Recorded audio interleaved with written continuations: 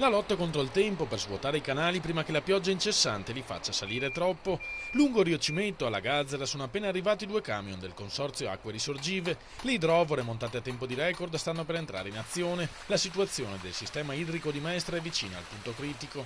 I canali principali hanno insegnato tutti i livelli di guardia, alcuni casi hanno anche già portato alla tracimazione.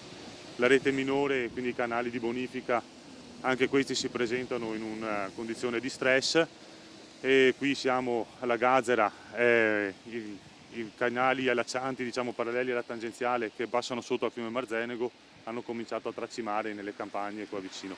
Il limite non è stato superato per pochi centimetri grazie all'interruzione pomeridiana del diluvio, ma si continua a scrutare il cielo con preoccupazione.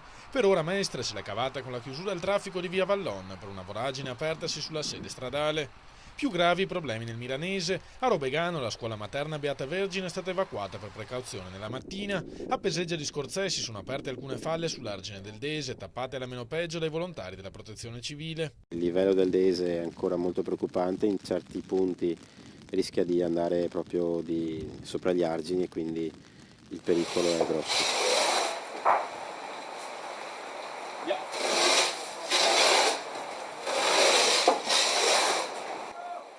A Martellago l'argine del Dese ha ceduto in più punti in prossimità del Mulino Vidali in via Canove, dove i volontari guidati dall'ex sindaco Giovanni Brunello hanno limitato i danni costruendo un'improvvisata barriera di tronchi e sacchi di sabbia lungo l'argine.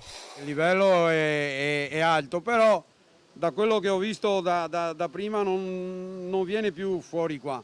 Vuol dire che qualcosina è calato. Però adesso se non piove, chissà che Gesù Cristo ne guarda un attimino qua giù, che stiamo lavorando e ci metta una mano in testa.